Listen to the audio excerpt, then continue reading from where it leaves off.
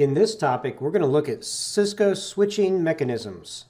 An important thing to remember when we're looking at layer 3 devices is that we have a distinct data plane and a control plane. And in the control plane, that is where we learn about routing information. That's where our routing protocols, interior gateway protocols, border gateway protocols, they're all running. They're going to populate a routing table, and then as packets come in to the data plane, we need to have a forwarding table that's going to determine where the packets are going to be sent.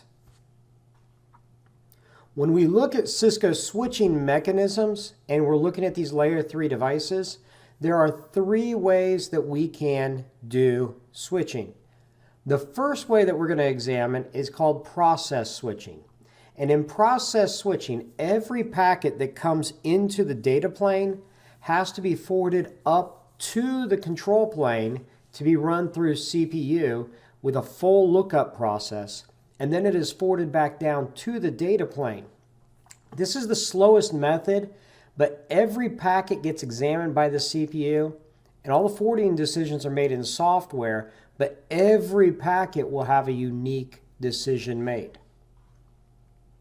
Another way that we can do switching on our layer 3 devices is with fast switching, also known as route caching. With fast switching, the first packet, the initial packet, goes up through the CPU just like we would for all packets in process switching. After that, the decision that is made is put into a fast switching cache.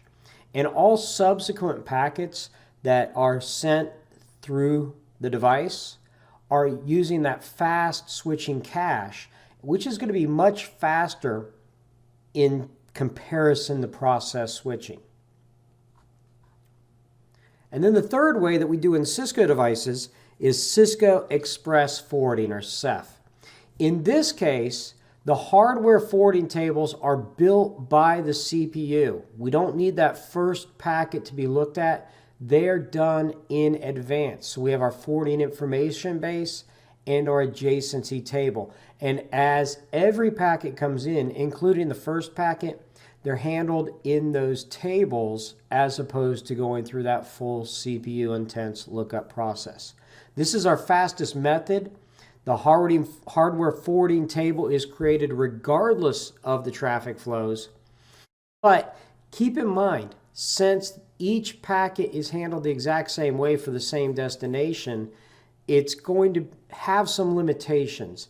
One of those types of limitations you might have is if you're in a load balancing scenario, or there's some other decisions that might need to be made independently on packets like load balancing, it may not actually choose different destinations. It's going to use the same destination all the time.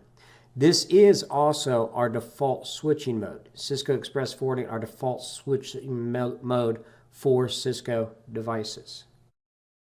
Now, just to look a little bit closer, process switching and fast switching, the routing table gets built from the IGP and BGP databases. With process switching, everything goes all the way up through that routing table. With fast switching, the first packet goes up through that routing table. Other packets, step 2 here, subsequent packets in the same flow are fast switched based on whatever's in the cache. So that first packet creates the cache entry.